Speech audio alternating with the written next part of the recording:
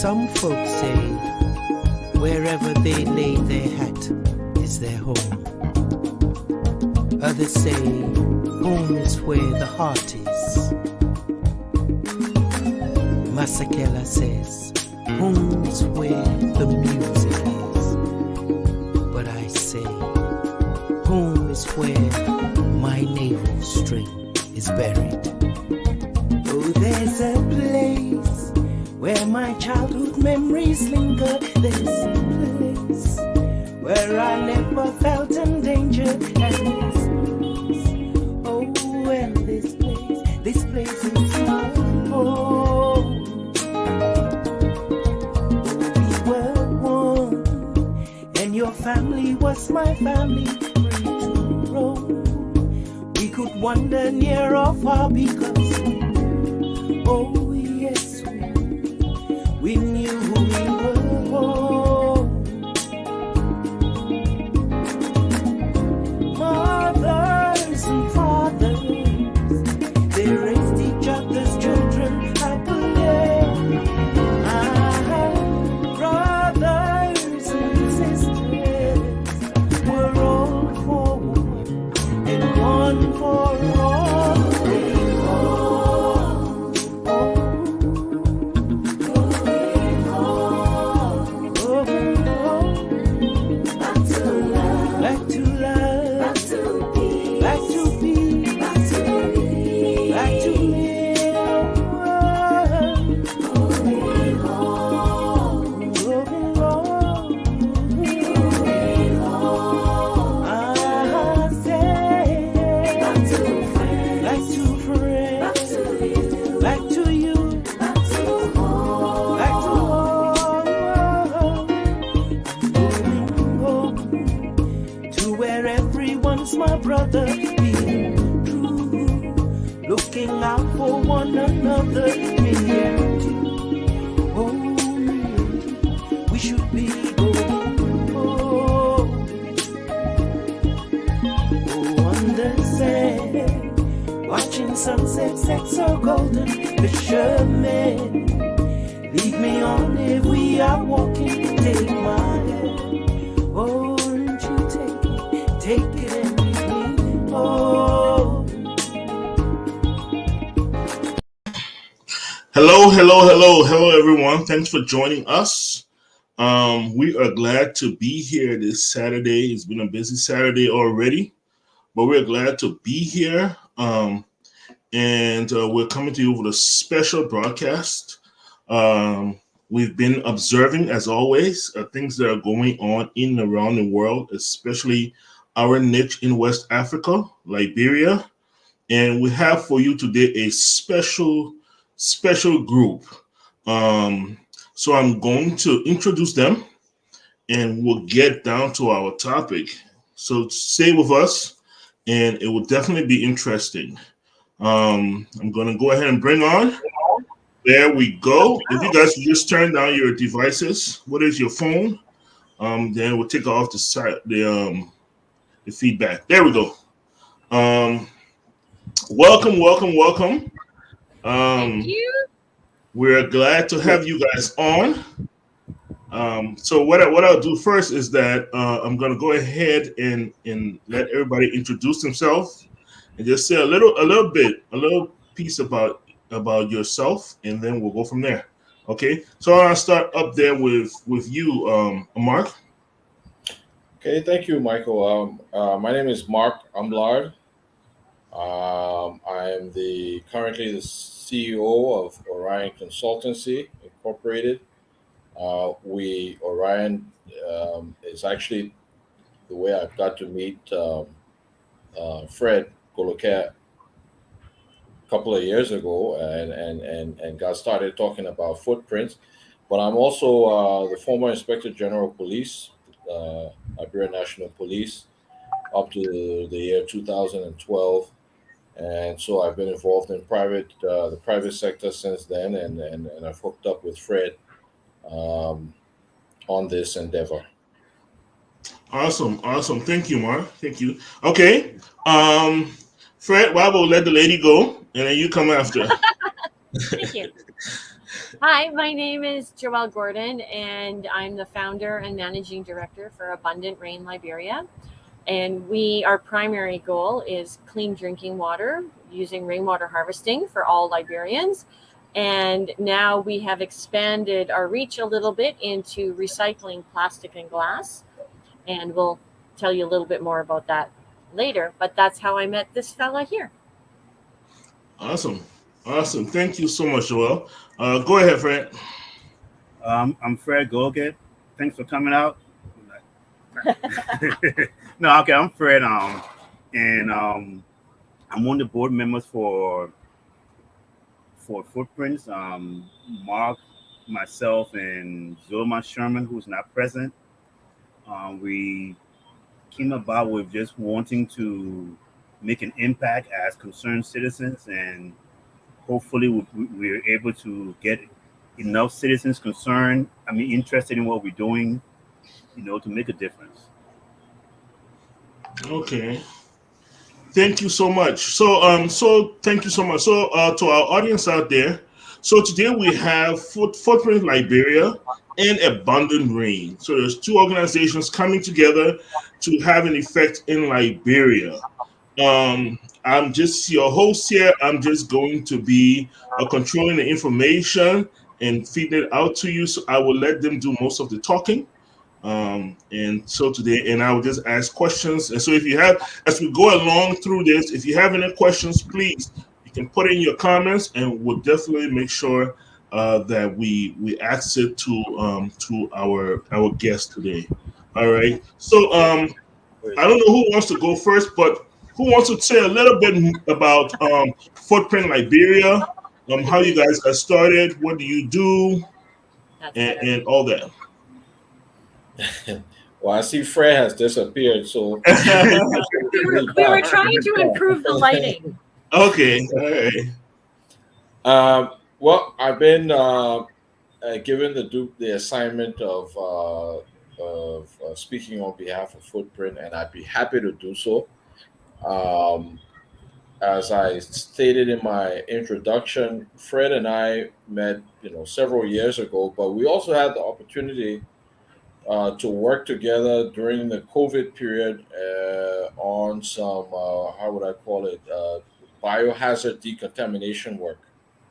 And him and another good friend of ours, Zulma Sherman, during that process, lockdowns and, just a crazy time, we had Yeah, the opportunity to sit down and talk and think about ways in which, you know, during difficult periods that you really start to reflect on either yourself or your country. And we had the opportunity to sit down and talk about our country and how we could affect our community, what we could do either as individuals or as a group, or to mobilize larger groups of people to come together and have a positive impact on our society. And one of the things that's very just glaring, glaring glaring to everybody, is just the level of waste that's out there in Liberia, um, everywhere.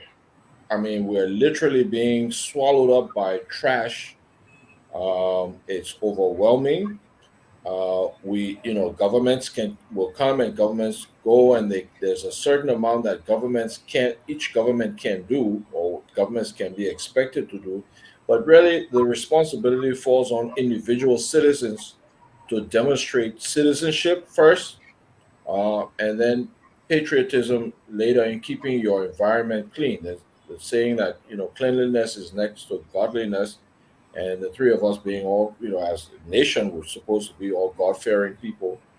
We thought it would be an excellent way to start in how we would be able to affect our communities positively.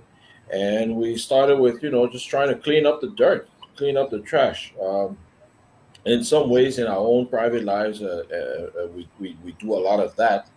hmm And we're proud, very, very proud, to be able to say that we were able to mobilize and get started a couple of weeks ago, and we were able to get started in the Sunny Where open drainage area. Okay. Anybody who's lived in Monrovia, probably just visited Monrovia, you would have seen, that trash, that heap of dirt just staring at us. So we've been able to get started with that. You will find that a lot of the dirt that's generated uh, in the country is dirt that cannot be recycled, plastic material stuff. And so, what to do with that plastic? We're fortunate to have met a Joel, an Abundant Rain, and so we've been able to form a collaboration with them to help us in this endeavor. And I mean, they've come in with a fantastic, I would say technology, but really it's heart and it's a desire to help, and we're so appreciative of them and what they've brought to the table. And we've been able to form this excellent, wonderful team, and we're moving along, and we hope to develop that and improve that and expand on that over the coming days, weeks, months, years, and just really grow and do better, more and better work. Okay. Uh, So let me ask you a question. Um, so you guys decided you were going to clean. Um, where? How did you guys decide where you're going to start from? Oh, hello. Yeah, Okay. go right ahead. Go right ahead. You have a hot mic, Chief. A couple of reasons why we chose Sony. One was it was a route that we usually took to go to get to town, Okay. and we pretty much saw the sewage daily. And the second reason was also that's the bully in the ring, the Sony. When we hear Okay. Sony in Liberia, we know we talk dirt. We talk dirt. We talk stench. So we felt that if we try the Sony and do that, we have all the confidence in the world to go to any other community and do the same thing because it won't be as difficult in another community. So that's why we chose Sony. Okay. All right. So you guys say you're doing the cleanup. All right. So how did you guys put that together? Because I mean, we saw the pictures. Are they volunteers? Are they who are all these people that you guys have, and how did you guys put yourselves together to be able to do this? Okay, well, they're all everybody's a volunteer, Okay. and Abundant Rain has a team of 18, 18 young Liberians who she has been training for a few years, and so they were pretty much the supervisors for the community volunteers, and we had some local musicians who volunteered their time and their voices to come out there and encourage the people to mobilize. And even while they were working, Stunner, Nazi Man, and a couple other artists were there with us the entire day. There were also some entrepreneurs that allowed us to use their cameras, their musical equipment to bring it down into the community and have like a little show for the kids with the musicians we had there. So collectively, Liberians just started pitching in. We talked to some friends in our network, just give a shovel or give a rake, whatever you can so we can use it as tools. And people started, donating shovels and rakes and wheelbarrows, and it just started to work from there. We had very poor communication, Joelle and I, but it didn't matter because she was doing her thing and we were doing ours. And so the first Saturday, we were a little disappointed with the amount of work we were able to accomplish, but we learned what we needed to, and we tweaked it a little bit, and we've been moving forward. Yeah. Okay. Awesome. Awesome. Okay. So now we've heard about Joel. We've heard about Abandoned Rain. Could you tell us? Could you tell us what is Abandoned Rain, and how did it come about, and So, Abundant Rain is a not for profit uh-huh. that came about because people die here and get sick here from the water every single day of the year. And they get sick actually because it rains so much. And when it rains plenty, there is not enough time for water to filter in the ground. So anything that's coming out of a well is contaminated with biological contaminants, also and chemicals. So I had come up with this idea that if we could capture rainwater and create systems for people's homes, that then they wouldn't get sick. And I'm one of those crazy people who thinks that access to water means not having to go outside of my house. And I don't think if I don't have to go outside my house, then you shouldn't either, and nor should anybody else. So we've designed a system of rainwater capture that works for people who have to walk to a hand pump, or for hospitals and clinics and schools, houses, and all sizes in between. But there's a problem. They're not free and they're not inexpensive. So the only way that we could come up with, especially for the poor, to be able to contribute to their own development, was to find a way for them to pay, except that they don't have cash, right? They don't have extra money. But what they have is plastic and glass. There's a lot of plastic and glass waste. We're being told by MCC that 16 tons of waste goes into the landfill every day. And we know that 80% of that is plastic. So it seemed to me that this was going to give those people who don't have cash an ability to purchase a system with plastic. So then it came to figure out, okay, then what do we do with all this plastic? And what we've learned is that we can make a brick, and it's an interlocking brick. It looks a lot like Lego. So they actually snap together, and they are 30% glass, 30% plastic, 30% sand, and 10% cement. They're denser, stronger, and it's faster to build a building with them. But more importantly, we can use them for our rainwater systems. So we've created an entire circular economy in Liberia. Wow. Okay, all right. That's amazing. I'm trying to digest it right now and put it together. All right. So let me see if I'm getting this straight. Okay. So we have a Footprint Liberia who is doing the cleanup.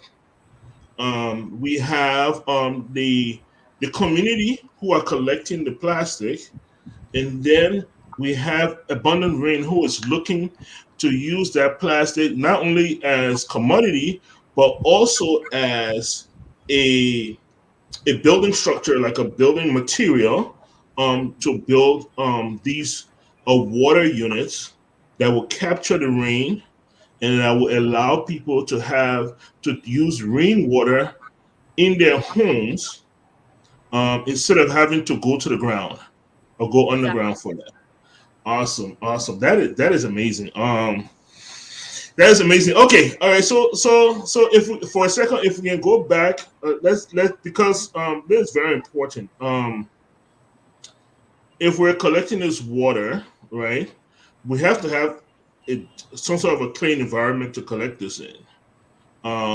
So for Footprint like Liberia, tell us a little bit. One of the things we've seen is that every now and then, whether it is a private organization or whether it is the government, they will come in, they will do this huge cleanup really quick, and it will look really decent. And then a couple of weeks later, we're back to the trash heap.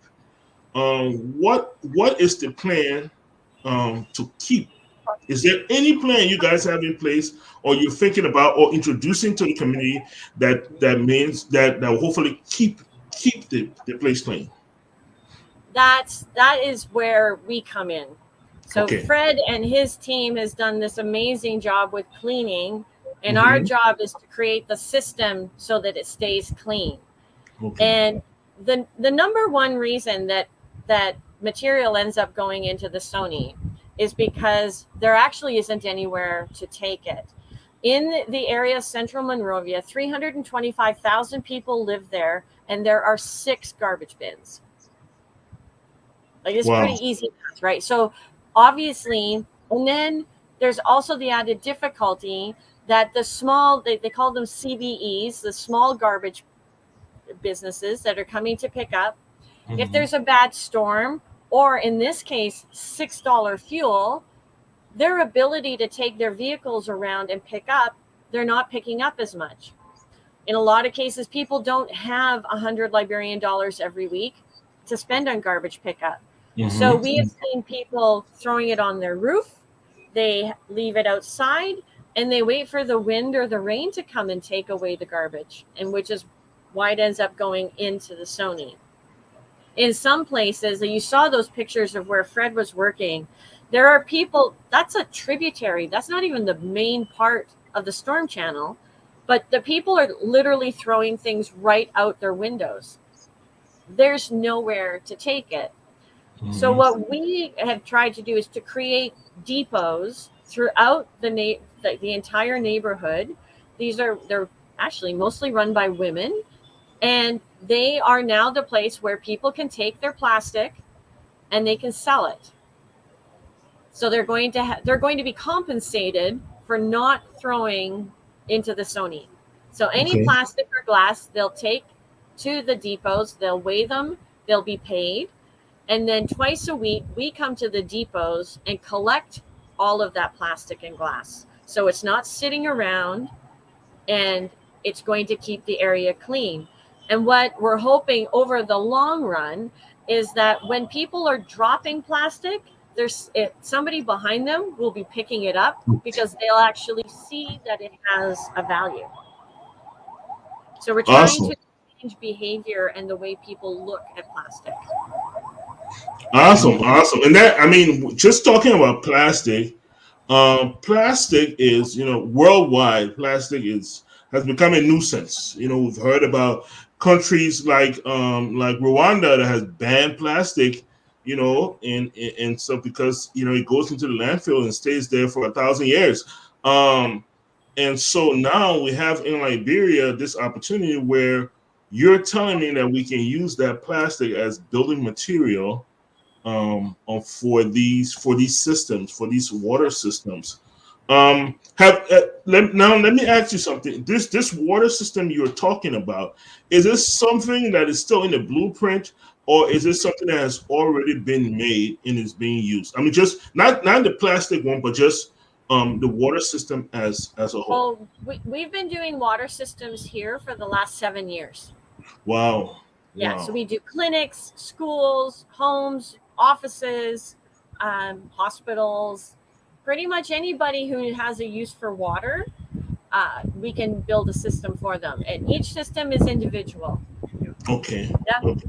my So office is so so 100%. be so before then, you were building a system, and of course, it costs money to build systems. It does. And now we found a way that, well, if we can get the plastic and change the building material, which is Yeah, the plastic 30%, and then you said there's also glass 30%, exactly. and yeah, and then we're adding. You said there's 10% cement and 30%. What was the Sand. last one? Sand. Sand. All right. And then you can use that to build these materials. So if these people are turning in plastic and they're getting credit, so that credit eventually turns into a system where they have basically purchased their own system. Exactly. Awesome. Exactly. So when they are being compensated with cash, or in our case, it's actually going to be mobile money, Yeah. they get an equal amount of credit towards a clean drinking water system, so that over time they're working towards something, but they will have purchased the system themselves. Nobody had to give it to them. Mm-hmm. They did it themselves. Wow. Wow. Yes. And so let me ask you guys a little bit more about, so what has been the reception you guys have gotten from the community, first going in and cleaning, and then Mhm. two, talking about these systems. Okay. The community folks. Well, First, they just wanted you to clean. yeah. So I had to get in there with them just because you know how we are about stereotyping things. Yeah. But they've been wonderful. I think it took us a while to get a groove with the select people that we needed. But now that we have the cream of the crop within the community, they've been working daily and moving forward. It seems to be some kind of a little degrading the type of work, being the sewage and everything. And but I think they're beginning to understand what they're really doing. What's been surprising is seeing the community chairmen who are supposedly the bosses Yeah. actually in the drainage, working, and they're excited. Uh, Abundant Rain selected 10 women as the buyers, as the depot managers per se, and so they're looking forward to being entrepreneurs. What's really happening is that even though they're paying for the clean water system, at whatever they turn in, 50% goes towards paying for the system, and the other 50% goes as their own money. So Mhm. they're not being strained to pay all at one time. They're still making money, and maybe after about a month, the water system will be paid off, and then they'll be getting paid in full for all Yeah. the plastic and garbage. So I think they're seeing the bigger picture, and they're all working towards it, and they're all ready. So as we've been cleaning, coming down from Benson Street, up Benson Street, all the way down, we down to Lynch Street now. Abundant Rain now has been going back and setting up in the area that's already been cleaned, so that we don't have the trash start to pile up there already. Awesome. So let me ask this question, and Mark, you can jump in whenever you feel like. So we talk about what has been the response with the community. So I must ask, what has been the response with the government concerning this? This have you guys worked? Have you guys been in touch with the mayor? Fred, please don't go. Have you guys been in touch with the Well, mayor? we're trying to be Have diplomatic. you guys been in touch with Wash, Water Yeah. and Sewer, and all these other interagencies, with the government. So if you could just talk a little bit more about, what's been your reception with the government. So I'm going to we start with the good news. So the Wash Commission and Ambassador Bobby Whitfield, I've been working with him for the last couple of years. He's fantastic. He was there Awesome. with us on day one. Awesome. He was devastated by what he saw. I think he felt a bit betrayed by other agencies when he was asking for reports and he was being told that things weren't as bad as the white woman was saying. And he did a walkthrough and ended up leaving devastated by what he saw and the way that people were living. And so on that side, we have somebody who's really fighting to be able to create the changes within the government on a policy side, but also implementation, because it doesn't matter. You can have all the most beautiful policy ever written, but if it's not actually implemented. And so thankfully, we're really lucky he's passionate about water and sanitation. Now, everybody else, that's another story. Why don't you take this one, Fred? Well, Okay, let me go ahead, Mark. yeah, let me just come in by saying, governments have never been the best at organizing anything, That's true. at a grassroots level. That is They true. Yeah. just That's just not their area. And in as much as you would think that when grassroots level organization is done for the benefit of the community, just when you think that the government should be appreciative, there's always kickback. And I say kickback because there's always concern about the community stepping on the tools of the government to help the community. Mhm. And so I think we've gotten that sort of it's been a little bit of that sort of relationship with some of the government or municipal participation. Yeah. So what we hope to do, I mean, just organizing the various collaboration from the beginning of how this was done, as you heard from Joel from Abundant Rain, as you heard, and from Fred, organization has been huge, and that's been extremely important to how this this thing will succeed. And I think so for that to continue and to be effective, the best thing we can expect from government is cooperate, and if they can't cooperate, stay out of the way. Yeah. But people will clean up their communities if the government can. And you know what? It really, to a certain extent, we the ordinary individual carry a huge burden in taking responsibility for keeping our environment clean. Now we have an opportunity, we have an avenue, especially when you're dealing with really really poor people, that having access to clean water is an issue. You would not believe the level of poverty that we have in some people. Really, just like Joel was saying just now, the wash commissioner himself was devastated. There's a level of poverty in our country that people really, I don't even know if they really understand the depths of Yeah. of the challenge and the poverty. Just to have access to clean water is an issue, and we hear that all the time, but to actually see it, it's on a different level. And so when these people come together and mobilize to get their areas clean, and we have an outlet through which they can earn some income and clean their environment and get access to clean water, I think any government should be willing to embrace that effort, support that effort, but try not to really get in the way of it too much, because when you bring in bureaucracy into grassroots organization, it messes things up. Well, and we're both very small, right? We're not big organizations, right. so the bureaucracy kills us.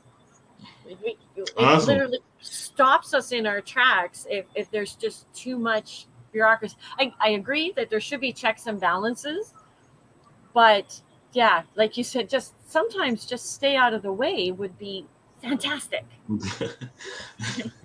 Yeah. Okay. So Michael, yes, go right ahead, Fred. okay, let me say one thing too. My grandma always told me, give the devil his dues. So I would say that we reached out to all relevant entities. I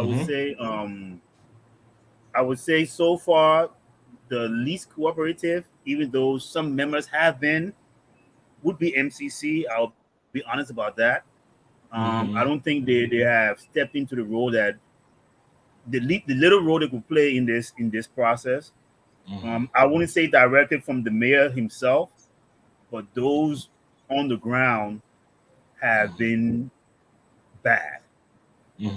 And I will hope that at some point in time he gets to be aware of that, because I'm sure, being that how it makes his office look so bad, they will do the right thing.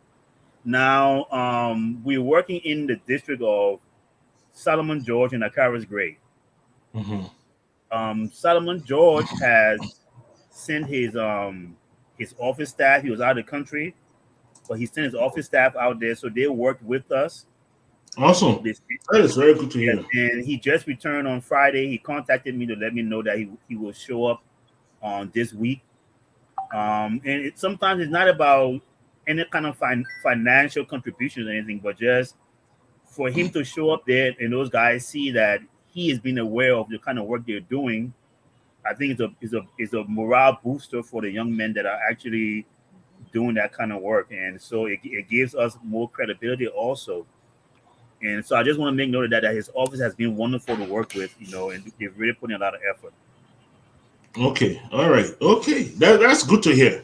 And hopefully when you go from district to district, we will be able to get some sort of encouragement from other members. These are, like you said, these are their constituents. You don't live in Sunnyway, but you're a Liberian, and you saw the need, and so it's always good when our leaders can step in. Like I said, not to get into the way, but just to give some encouragement and just ask the question, what can I do? And we can let them know, and they can play their little role. So that is good. I'm hoping that other lawmakers are listening. I know there are several, both senators of Monserrato are frequent visitors on this platform, so we hope they're listening too, Wonderful. and that they can do that. All right, so that being said, I think Mark might have some connection issues. If he comes back on, we'll definitely bring him back on. But I think I have more than what I need here. Okay, Mark is back on, so we'll definitely do that. But yeah, so I have another question for you guys. So so my question is, and this will, and both of you guys can talk about this. Um, once once these systems, these water systems, start to be installed into various homes, right? Have you what has been your? I know you've been in the country for about 12 years, and we'll get to that point. How you got from wherever you were into the country, we'll get to that point. All right, yeah, but Liberia has both, dry season and rainy season. Mhm. And what has been the information you've gathered concerning that you're so confident that this system is going to work in Liberia? So I'm confident because I have one, Okay. and I have water all year long, and I have 20 people having showers and doing laundry here every day. Wow. So now I have a rather big system. To be fair, all Hmm. told, it's about 22,000 gallons. But this is what gets us through a dry season. Now, dry season isn't the same every year. Yeah. So this year, it was considerable. We actually went about 9.5 weeks between rainfall. But last year, the whole year, we didn't go more than 2 weeks without rain. So the beautiful thing about these systems is that they are built with 100 days of storage in mind. So that if it doesn't rain for 100 days, you have clean drinking water for that long. Now, does it mean that you should be doing your laundry with the water in dry season? No. Hmm. But the idea is about keeping people healthy. Yes. And the best way to do that is that the cooking and drinking water must be clean. And our systems not only capture the rain and store the rain, but it filters it right at the faucet. So it's filtered right on demand. And this plastic system is going to allow individuals to be able to pay for their filter replacements with plastic. So there's no out of pocket cash. Okay. Okay. So let me ask. 'Cause I'm gonna go back and forth. So let me ask Footprints Liberia. I know you guys, like Fred. You say you guys have been together for a couple of years. Um, what else have you guys? What else has Footprints kind of eyed, or what else are you guys eyeing besides just the drainage system through Monrovia?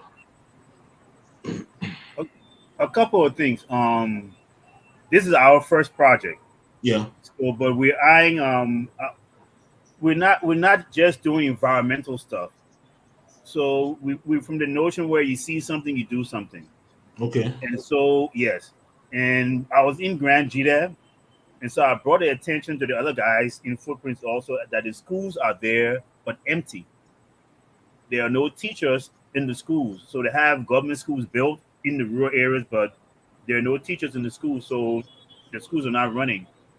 And we felt like that's something we can look into and try to provide 3 or 4 teachers per school or a couple of teachers per school just to give the children a chance to start getting an education. So that's something that we're looking forward to. And hopefully by the end of July, that first school should have a couple of teachers there in billable Grand Gita, which is a Okay. mining town in Grand Gita. Another thing I want to make mention of is the blocks that are being made. Even though she's also using it The water system. Yeah. for her water system, it is also a construction block, almost like the Firestone bricks. Okay. So it can be used to build. So we're definitely looking at that also. I think the key thing here is that must be able to sell the end product from the Sony to have the whole system working like we wanted to. So we're still looking into all aspects of what we can produce from this plastic that's sellable. Even though we're doing she's doing the water system with it, that's the first step. But we're looking into the poly tanks, we're looking into pipes, and we're looking into construction blocks and using it to build homes. The Liberians tend to not want to shift from what we usually know. So we're still stuck with cement blocks for now. But I think gradually when they start to understand that it's quicker, it is just as effective and safe, that they will start leaning more towards that also. So we're looking into at least making this a commodity that of an affordable commodity that Liberians can start looking into buying. And even if it's a little more than the average block, but at least you understand why you spend a little bit more for it. Yes, yes, yeah, yes. That is absolutely true. That's and I mean, I'm sitting here, I'm thinking, and I know the environmental effect of plastic, and what in places even here in America go through to get rid of plastic. Um, I'm sitting here, my brain is turning, and I'm looking at where um, countries around the world will start to look to you guys and be like, can we hand you our plastic and even put money on top of it? Because that means that we don't have to bury it. We don't have to find ways of getting rid of it. And that will be an amazing thing. That will be an amazing thing for footprint Liberia and Abundant Rain. Um, so you guys, like you said, you've only done this a couple of weeks. So you guys do it. Is there a daily thing, or is it on the weekends?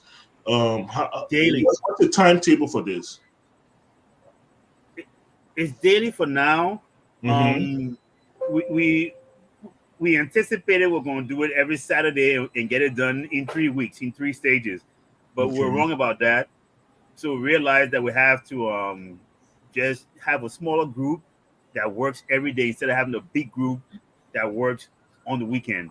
Mm-hmm. And we've moved from Benson Street, up Benson Street behind the American Embassy. We are now down to Lynch Street, actually at the Rally Town Market now, which Okay. is the worst area. It's the worst. Okay. And yeah, I think some of the pictures you see on my page are from today or yesterday. Yeah. Wow. With it being the worst area, we're kind of like stuck in that area right now for the past 3 days. And but we're moving forward. We figure by not more than another 2 weeks we should be done. Should be We done. have Wow. reached the ocean. Okay. I mean, I don't want to say ultimately, but we would like to see the expansion of this in a sustainable way, and to be able to spread this throughout the country. We started with smaller communities, but we'd really like to expand this throughout the country and see it grow. We'd like to be able to work with municipalities if they're interested, but certainly with definitely expanding it within the communities throughout the country. And there are structures. There are a lot of structures that are already existing. Community-based structures. We can Mhm. work within those. That's great. If it's too challenging, like we've had some experience of that, people trying to monopolize the sale of plastic, and raise the price on it as if to say, now it's it's something to come and make money off of. No, that's not sustainable. So we're Mhm. trying to push in that direction. Okay. All right. um, I know I had a couple of questions also for Abundant Rain, but if you will bear with me, let's take a quick break. All right, and just a quick 3-minute break. I will just go ahead and I will play one more time. I want for the audience, for those who have come on and might have missed this, I want to play for them again our intro so they can see the pictures and see and get a mental picture of what we're doing here. So hang on for a second there, Mark, as we try to reconnect with the rest of the people and then just take a short break, all right?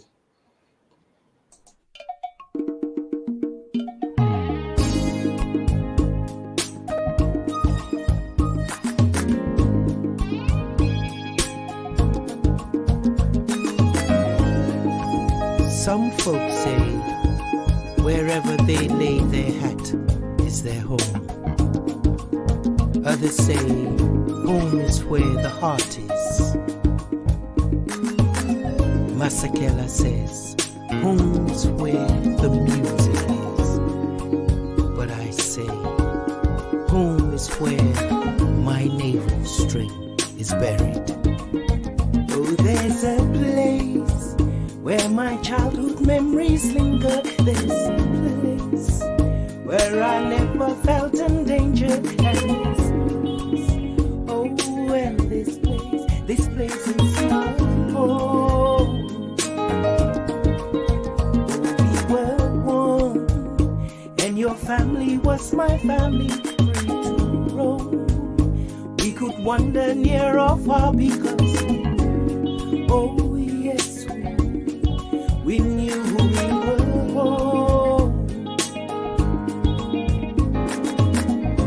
Mothers and fathers, they raised each other's children happily. Brothers and sisters were all for one and one for all.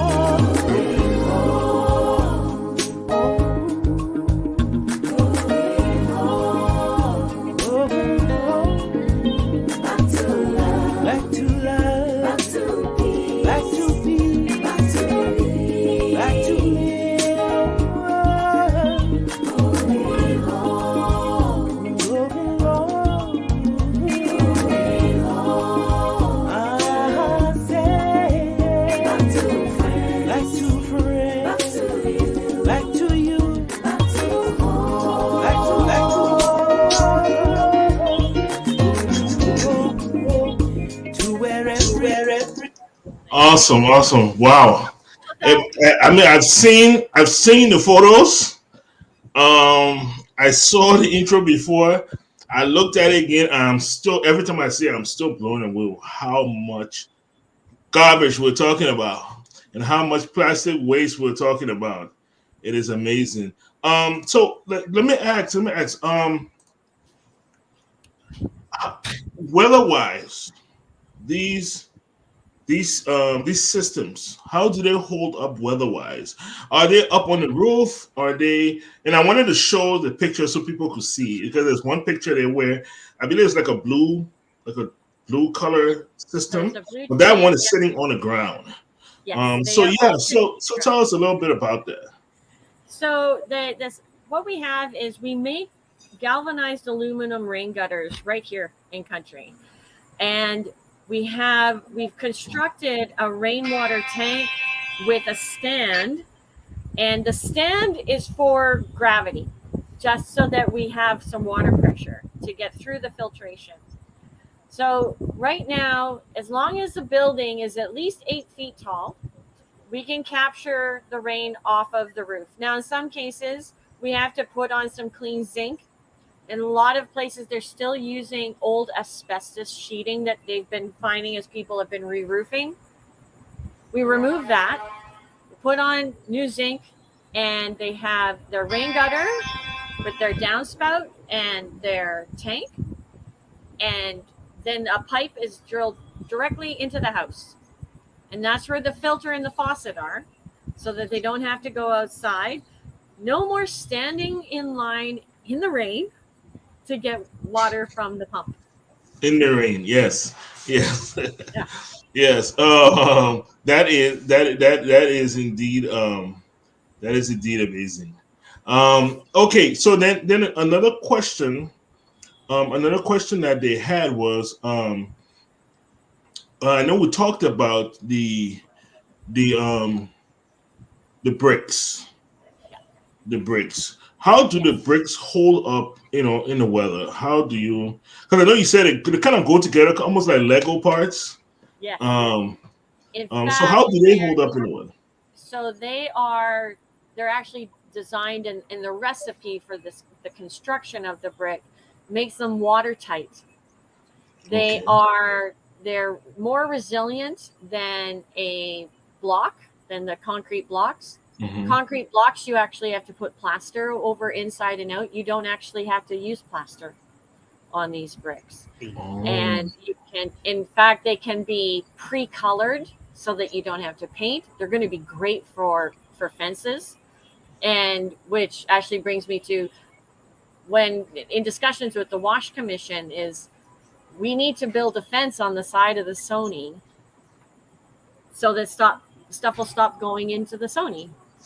And so, you know, Ambassador Whitfield and I have been putting our heads together because we think, wouldn't that be the perfect circle?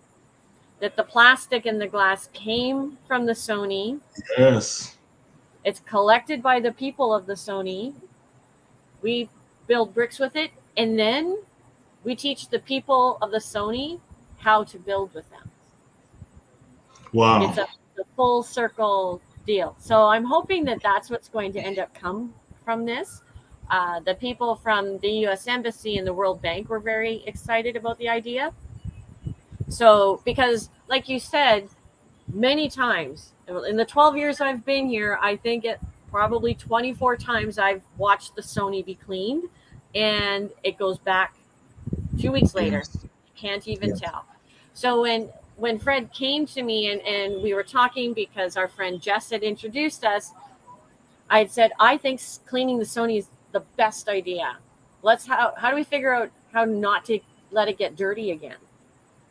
So it was the two of us putting our heads together to come up with this plan, sitting with our different team members and getting input from a lot of different people, and then going down to the community and talking to them and saying, okay, really, what is the problem? Because the dirt isn't the problem. It's a huge symptom that we really don't like. But Hmm. the problem is the lack of systems. It is very crowded in there. I'm not going to sugarcoat it. Yeah. There are 325,000 people along a 6.5 mile channel. Hmm. And there are places that when we were taking Ambassador Whitfield on the tour, we actually had to walk through a house to To be get able to to the other go side. along the path. So like the house is wide open because that's the only way people can travel along the Sony.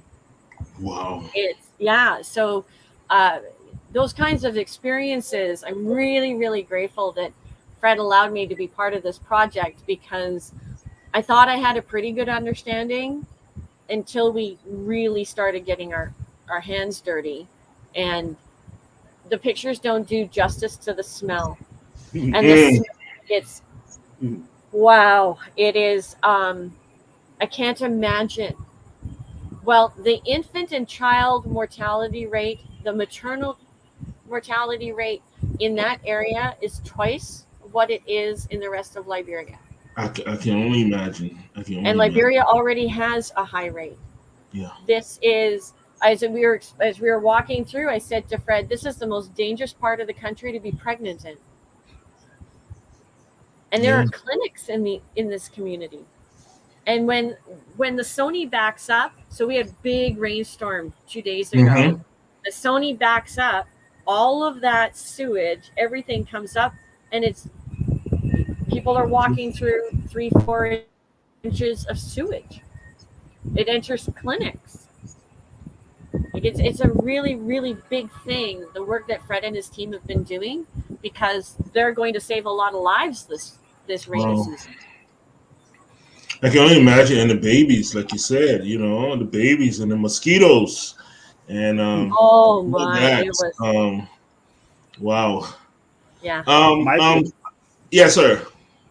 we think, some of us that are a little bit more privileged, we kind of think we are exempt from this, so we tend to just put our windows up and drive by it, and go in our fences and close our gates, and we're safe and clean. But our maids and our drivers and the houseboys, and the folks that work at the restaurants and at the supermarkets and stuff, they live in these places, and we interact with them, and they walk from these places and come to our homes and our businesses and our offices. So we are not really exempt from whatever is being passed around in these neighborhoods. So that's why it's important that we do something about it. That if we're able to do something about it, we do. Because if not, we will be affected. We are affected anyway, and we'll be affected even more if we just ignore it. Wow. That's amazing.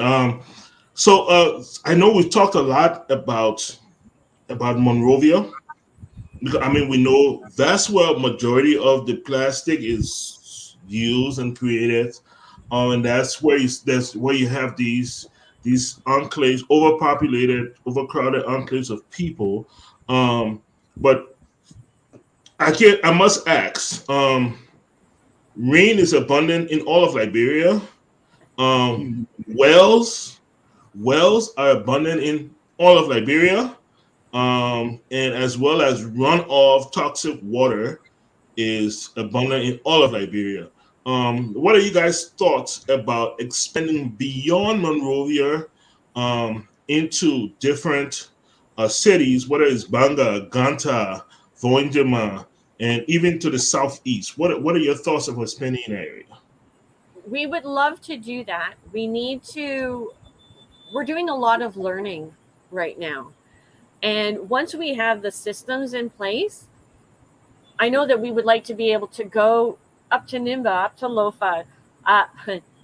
In my dream, I get to set up an office in Harper and I move there.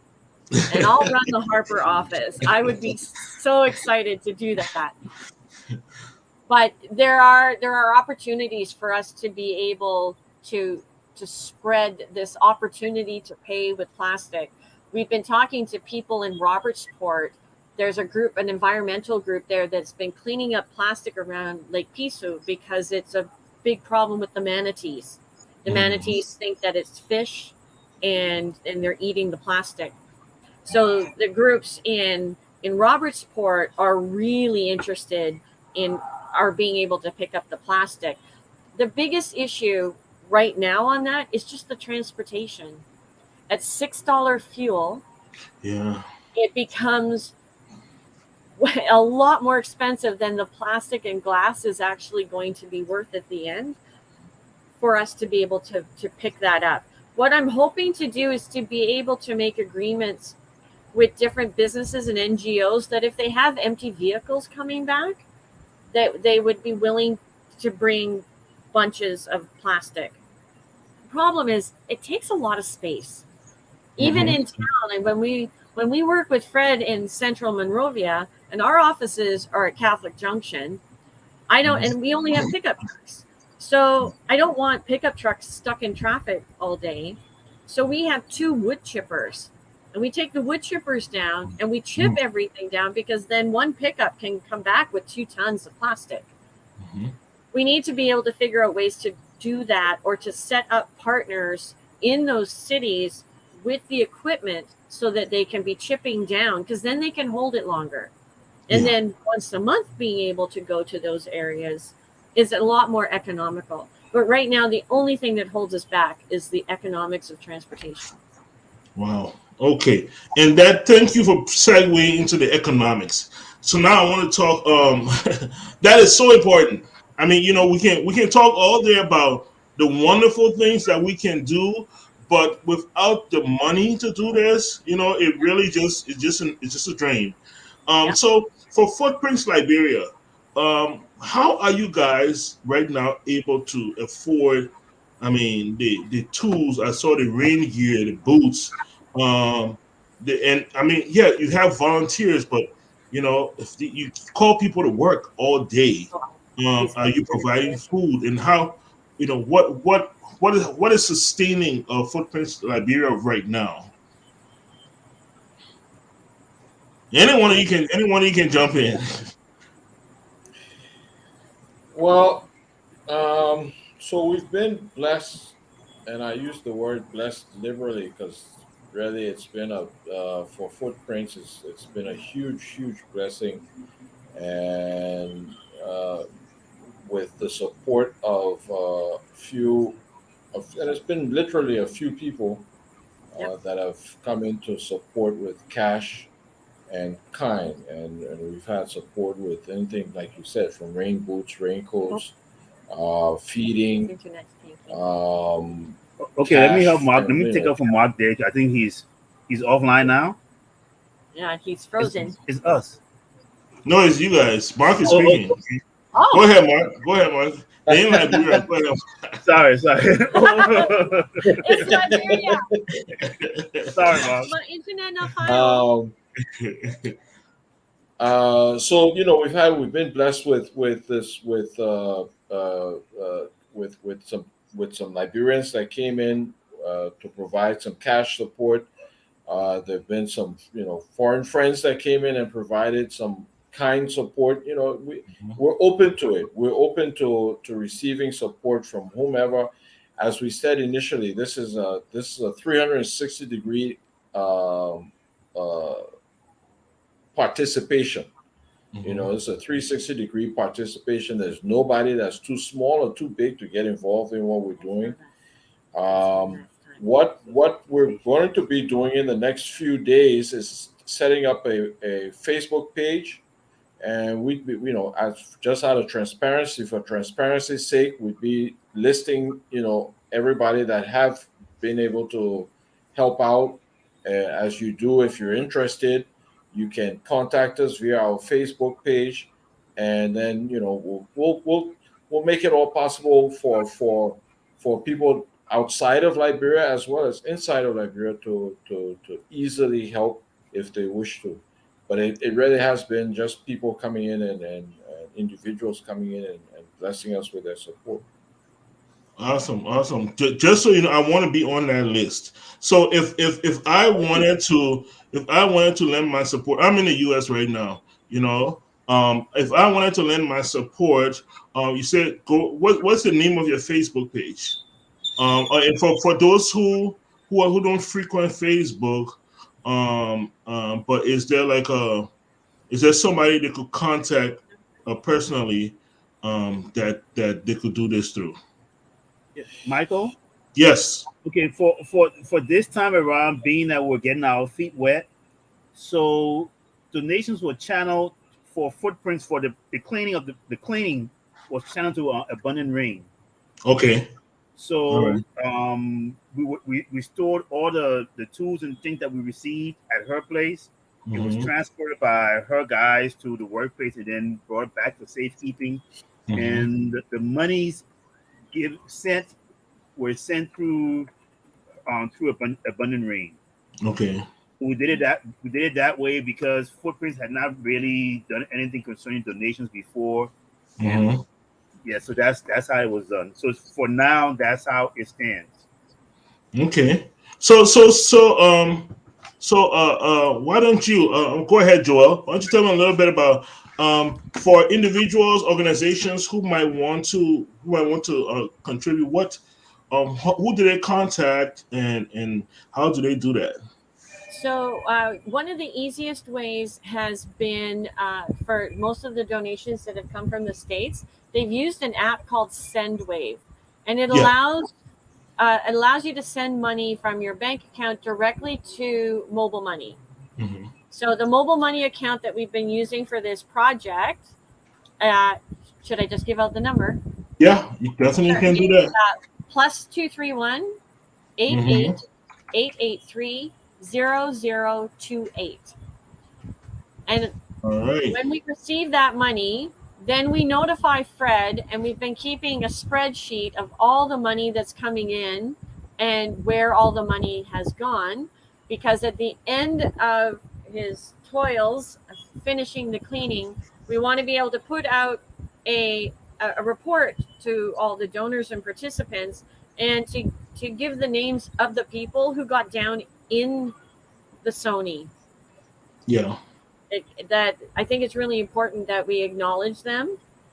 But this way, there will be a true 100% transparent accounting of the money coming in and exactly where the money went. So if you could just give me a few seconds here, um, I want to make sure that I have the right one. But two that I posted here right correctly. Okay. So it's Oh, 231 yeah, 8888 30028. exactly. And the Okay. name on the account Yeah, we're is gonna need that. We're saying we're yeah, gonna need that. is Lemuel Suku Benson. He is the project manager that has been working with Fred. Namil. All right. Yeah, you have to give his middle name as well. I don't know why they Oh, give you do? What's the middle name? Suku? Suku. Okay. He's a Bassa man. Why I do this? So please tell me. We want to know. Before we go. I know we're kind of getting to the end of this, but before we go, I wanted to know. So, Joel, where are you from originally? And how did you end up in Monrovia, Liberia? Please let us know. I am from Calgary, Canada, where it's really, really cold. Yes, yeah. I live in Minnesota, so I know how cold Canada is. You understand. Exactly. Yes. So I live in the Rocky Mountains. It's north of Montana. And lovely place and a really blessed place. And I've always felt that there's a lot of imbalance in the world. And I was an investment banker and I was terrible at it. And I didn't enjoy it. But I'd been given an opportunity actually through a Rotary Club that had granted money to a local microcredit organization here in Monrovia. And the Rotary sent me over to help set up the systems for managing this really large grant. And I'd been here for 3 months and I was loving it. I had come home. It was warm. It was March and normally it's snowing in Canada. But every week, women were coming to me and having to pull out all their savings. And because somebody was sick or somebody was dying. And so I decided to stay and change my focus from money to water. And I've been here ever since. I met my husband here. Wow. So he was working in Grand Bassa. And I met him there on my first water project. So Liberia is near and dear to our hearts. He's a South African. So quite literally in the middle. Yes. Yeah, you can draw a straight line from South Africa through Liberia up into Canada. Absolutely. So that we absolutely love it here, and we love the people that we work with, and there are some amazing diamonds here, and those diamonds are the people. Yes. And when you find the right people, they are going to be the ones who are going to move the mountains. And I consider it quite a gift that this is what I get to do for my life. Wow. That's amazing. And I trust that all the Liberians who have experienced that will agree with you on here. Yeah. So it's amazing. It's an amazing thing. And I'm glad that, sometimes we can hear it from others. What a blessed a country and a blessed place we've been given. And hopefully we can do our part, to maintain it. That's the only responsibility we have, is to maintain that gift we've been getting. All right. So, we've been on here for a little over an hour. I was hoping we could just do an hour, but in our closing, please, I want to give everybody the opportunity. We've talked about how you guys got together. We'll talk about the great work you've been doing, and we've talked also about where you guys are headed. That being said, a couple of people have already texted me. They're interested in doing some schools and some villages, and they're actually looking at that, because in the villages you can't really do individual homes. but they're actually looking at community. Like, if you have a village, like, can you build a community system? And Sure. I'm like, I'm just trying to talk to you, and they're asking me, can you build a community Yes, system? So we can build any system, awesome, any awesome. But size. I will be directing them your way. Do Wonderful. you guys have a Facebook page? How can people contact Abundant Rain too? So we do have a Facebook page, Okay, Abundant Rain Liberia. all right, You can also find us at Abundant Recycling Liberia. okay. And I can also share with you my email address. If people want more information, they're welcome to contact me. We do have a website. It's been down as we're updating all the new photos and videos from the Mm-mm. last week. But it's abundantrain.com. Oh, And that's very simple. Yeah. very. And my email is joelle@abundantrain.com. Awesome, awesome. And Joel is spelled Joelle, right? Absolutely. Yes. Yeah. All right. Okay. That is awesome. As for Footprints Liberia, I know you guys are channeling your, right now your resources through them, at least through this first project. But for people who want to keep tabs on Footprints Liberia and all the other things you're going to be doing, because I mean, once we're done with Monrovia, there's the Gardnersville suburbs and the Logantown suburbs and the Bensonville, and you can just go whichever direction you want to go. People want to keep tabs on Footprints Liberia. How about you guys? Do you guys have a Facebook page yet, or something coming up, or something, a website, or something that people can follow you through? Okay, so we formed a promotional team, and hopefully by Monday, our Mm-hmm. Facebook page should be up. Okay. And also, hopefully, before the week ends, the website should be up. But I just want to say that we definitely, before the end of the week, we have all that in line. I'll get all that information to you also. Please do, please do. We would love to share that. We've been blessed with a huge following. We'd love to get it out there to people who are going to be watching. One of the things we've learned about these programs and about followers is that they don't all watch live, but they all come in and watch. So you see the numbers go up immensely as within the first 36 hours, where people actually come back and watch you. So I'm sure people are going to be looking forward to that. Definitely, we'll also be sharing. We'll be sharing your information as well for all the website, the Facebook page on there, so people can be able to go there and see and see for themselves. Where I'm sure they'll have more pictures Yes. than we were And able. video and all the good stuff. Yes, in that people can yes, and that people can get more information from. All right, so if I may start, I'll start. Yeah, I'll start with Mark again. So Mark, people are listening, people are watching. Is there anything you want to tell people? Maybe we haven't said yet, or a little bit about in your closing before we go. Well, I mean, I just like to draw people's attention to good citizenship. Sometimes we we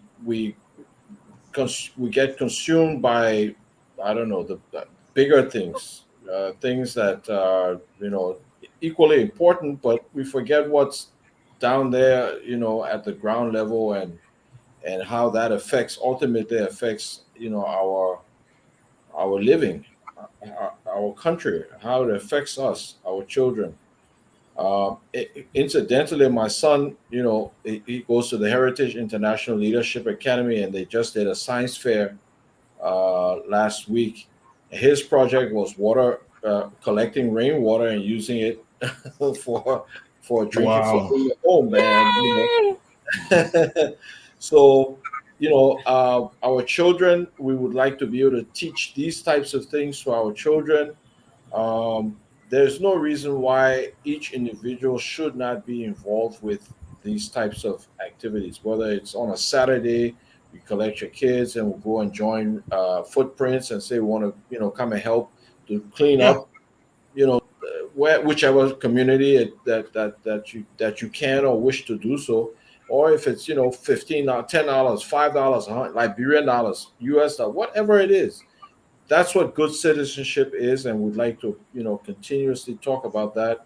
Like I said, it was three guys sitting around COVID time, and I like to say it was inspiration from God that put this idea on us, and we're going to keep pushing with it and fighting with it. It's difficult at times, as Joel pointed out, and Fred well knows this stench is overwhelming.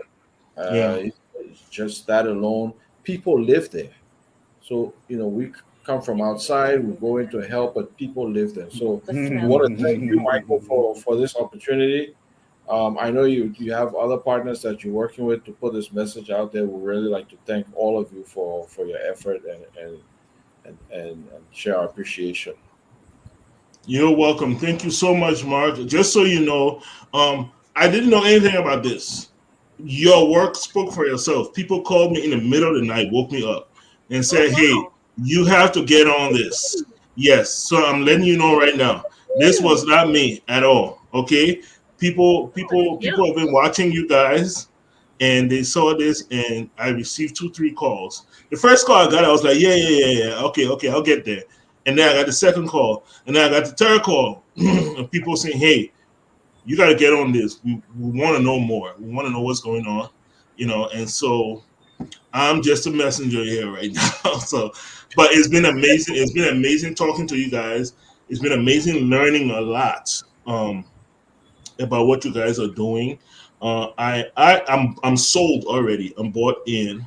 I'm actually building a home in Liberia, and I can already picture my system. Awesome. Like I can it's like there's no other way around it right now, okay? My only question is Exactly. why didn't I have this in my mind before? And if I'm asking that question, I'm wondering how many other Liberians, are thinking the same thing. Like why didn't I It's know about this? it's interesting because a lot of the older homes here are built on top of cisterns. The Hmm. apartment buildings all have cisterns behind them. They were rainwater harvesting before the war. Hmm. So, or at least a lot of people were. If you go out of town, a lot of Hmm. rainwater harvesting was happening. It just seems that that knowledge was just wiped out. And so now we're going to bring it back and add in some new technology. And hopefully, people will realize that catching the water is the easy way to go. Yes, yes. So, but just to add to that, if you could just, so I mean, in your closing, I know you said a lot, but for those out there, where is there anything else you want to say out there to Liberians, to the rest of the world listening about this? Yeah, definitely go ahead. Okay, so the one thing that I just want to maybe educate people on, I am not anti well. I have a well in our property. We have a well, but there's a difference between a hand dug well and a borehole. A borehole is done with a machine and a plastic pipe goes in. However, if that borehole only goes 40, 60, 70 feet, it is no better than that hand dug well. The water isn't clean. When there is as much rainfall as there is in Liberia, the water table is very high during the rainy season. All of those pollutants are just mixing in. You're drinking other people's stuff. You don't want it. And the second thing is ask your neighbors where their septic tank is in relationship to your well.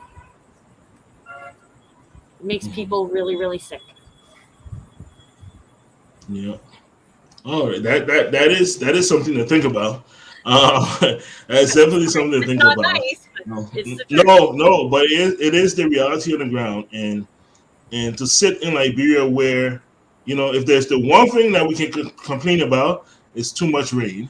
Yeah. Um, it makes sense. It makes perfect sense that we collect it before it gets to the ground, Yep. um, and we can filter it from there. So, Okay.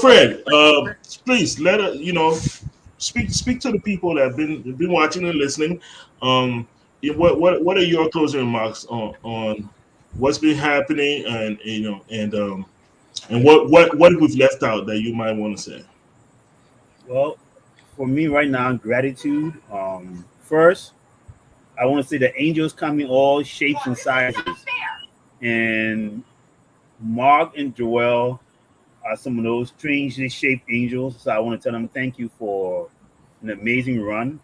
Um, a lot of my friends who I don't really stay in touch with, they started to see from my page and from other sources what was going on, and they've showed some concern and have gotten involved in different ways. I mean, helping out is not always a financial contribution.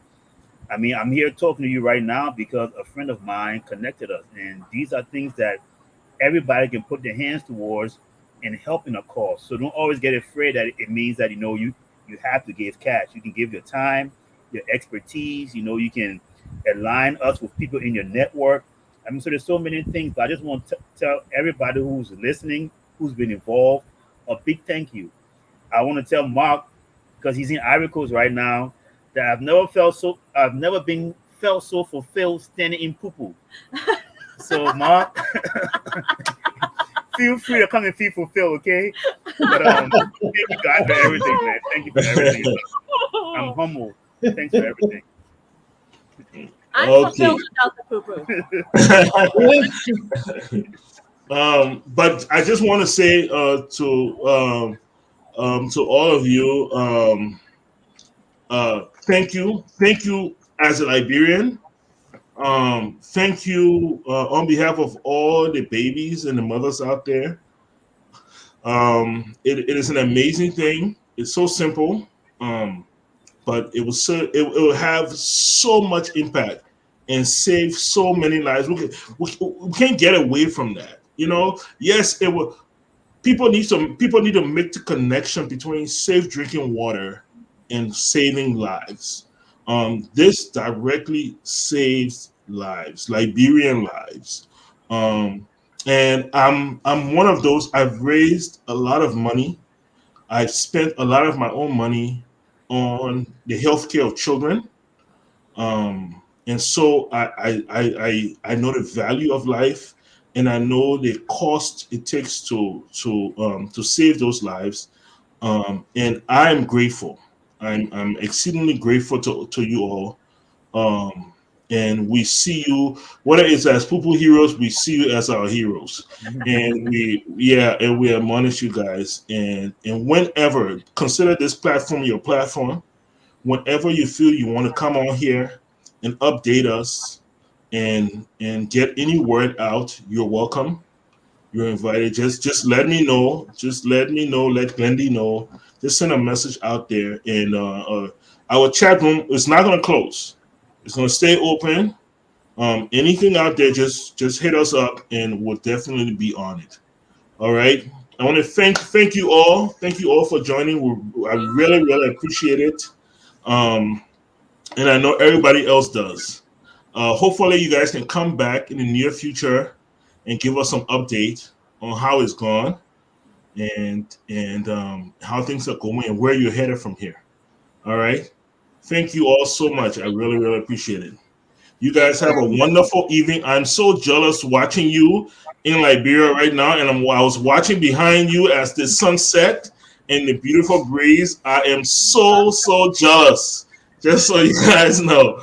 But thank you so much for giving us a piece of home. I really appreciate it. Pleasure.